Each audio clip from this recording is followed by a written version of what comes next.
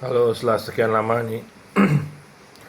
Setelah sekian lama nih kita naik Datsun dari tahun 2014. Akhirnya Datsun dijual tahun 2025 untuk ganti ke mobil yang lebih efisien yaitu REV. Jadi eh, setelah kurang lebih 11 tahun dari 2014 itu banyak sekali sukanya ya kebanyakan karena Datsun tuh kendaraan yang praktis, efisien dan juga eh, dia sangat reliable gitu, jadi jarang rusak gitu.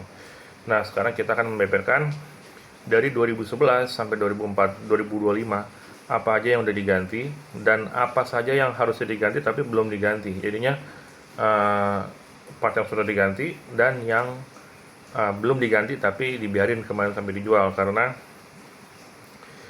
kalau untuk memperbaikinya biayanya cukup besar.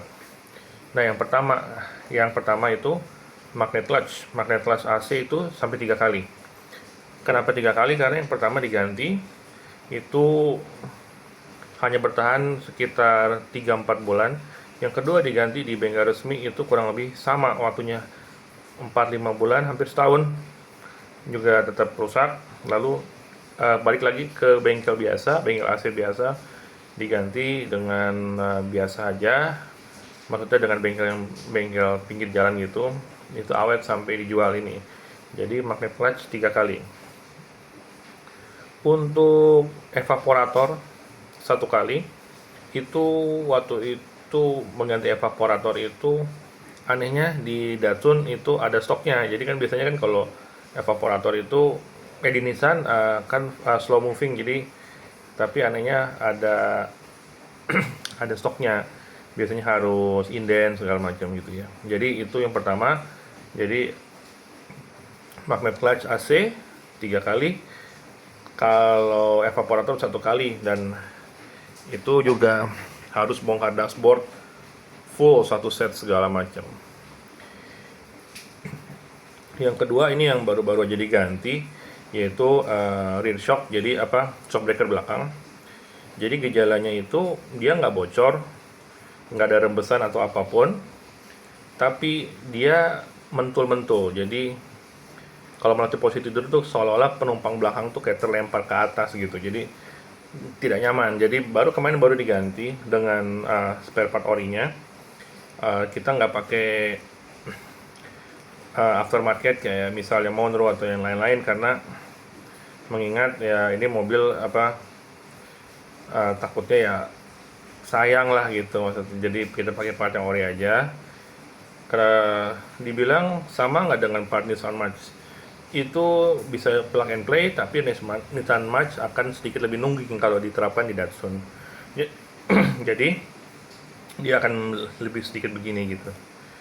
Oke, selanjutnya yaitu shock depan.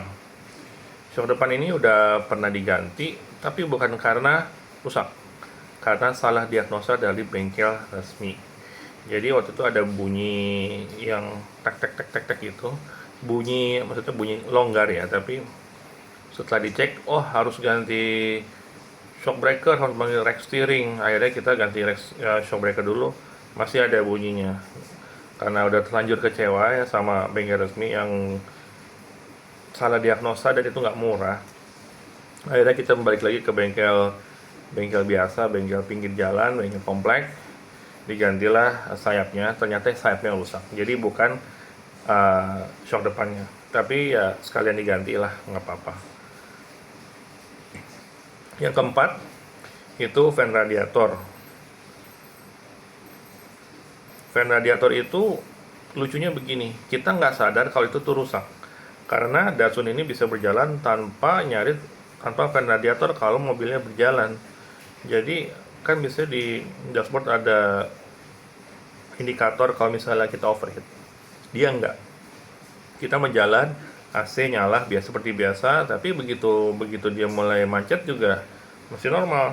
Tapi kalau macet sudah terus menerus selama 5-10 menit, itu baru dia nyala. Nyalanya pun kalau didiemin nggak lama juga dijalani lagi, hilang lagi indikatornya. Jadi itu fan radiator ganti di bengkel resmi. Nah, sekarang Selanjutnya itu parts yang umum ya, kita kalau pakai olinya Idemitsu terakhir sempat ganti-ganti, cuma disarankan sama bengkel spesialis Nissan, bukan bengkel resmi, itu Idemitsu. Sama juga Budi Jaya Motor ya, kalau nggak salah bengkel spesialis Nissan di Ciputat sini.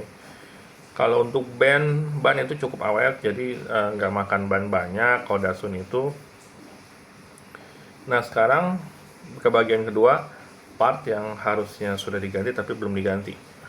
Walaupun ini sebenarnya partnya remeh, jadi bukannya vital untuk mobil itu ya. Jadi yang pertama itu tali ini tutup bensin. Jadi yang pertama itu tali tutup bensin. Ini tidak ada spare partnya waktu itu, tanya di bengkel resmi. Bengkel resmi ya waktu itu, karena masih awal-awal, masih 5 tahun pertama, 6 tahun itu masih di bengkel resmi. Saya mengingat kemarin tadi salah diagnosa itu, jadi kita pindah ke bengkel biasa. Jadi di situ tidak ada spare partnya.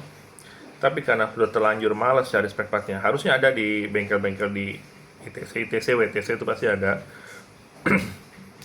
Tapi sudah malas dan tidak terlalu vital, jadinya ya udahlah biarin aja gitu. Itu belum diganti, tapi tidak terlalu pengaruh kan. Yang kedua itu airbox tuh kayak buat intake udara sampai ke throttle body itu jadi satu, sampai ke filter udaranya. Jadi kalau misalnya kita lihat di dalam Datsun itu banyak part plastik yang di dalam mesinnya itu sudah getas, sehingga ada retak-retak lah, copot lah, apalah segala macam. Nah jadinya diakalinya itu dengan dikasih lem silikon. Mungkin dari segi penampakan jelek, tapi fungsinya yang penting terpenuhi. Jadi untuk menyalurkan udara ke filter udara, kemudian filter udara ke throttle body. Itu belum diganti karena cukup mahal ya, sekitar 1 juta lebih. Selanjutnya yaitu strut belakang. Jadi untuk membuka bagasi kan ada penahannya, semacam kayak pegas yang isinya oli dan minyak gitu ya. Jadi kalau untuk kemarin itu dari 2014 sampai sekarang itu sudah lemah. Jadi kadang-kadang bisa, kadang-kadang dia nimpa kepala, pernah juga. Nah jadinya itu juga harus diganti, tapi belum diganti karena ya lumayan mahal ya, dan juga tanggung lah, dan nggak gitu penting gitu. Nah ini yang terakhir yang mungkin yang menurut saya penting, yaitu cat untuk Datsun keluaran pertama di 2014 sampai mungkin generasi awal-awal ya keluar Datsun itu, catnya itu kualitasnya sangat kurang. Jadi maksudnya kurang begini, jadi kan Datsun itu mobil yang dipakai itu mobil kerja ya, mobil capek, tapi catnya itu udah sangat cepat pudar. Jadi di bagian atas, di bagian kap di atas ya, di atas bagian atap itu sudah catnya pudar karena sudah ada dempul-dempulnya kelihatan. Bukan karena nabrak atau apa, karena memang sudah kena sinar, panas, hujan dan segala macam. Yang mobil lain mungkin masih bagus dalam jangka waktu 10 tahun ini kurang lebih ya. Ya, selanjutnya kalau misalnya tips sedikit, kalau misalnya tune up sekalian ganti busi. Kenapa? Karena ganti businya susah, agak di bawah ya, dia ini mesti bongkar dulu, bongkarnya banyak juga. Dan mesin mendingan sekalian tune up, karena tune up itu penting buat menjaga kesehatan mesin juga, agar efisiennya tetap terjaga. Tapi keseluruhan dari overall dari Datsun ini, pengalamannya seru, angkut barang oke, buat angkut keluarga oke. Dia lincah, irit, dan juga lumayan bertenaga. Solari kencang, di akselerasi 0 sampai 60-80 nya tuh oke banget. Terus juga dia lega, kalau Datsun Go Plus ya, bisa muat sepeda ukuran size besar.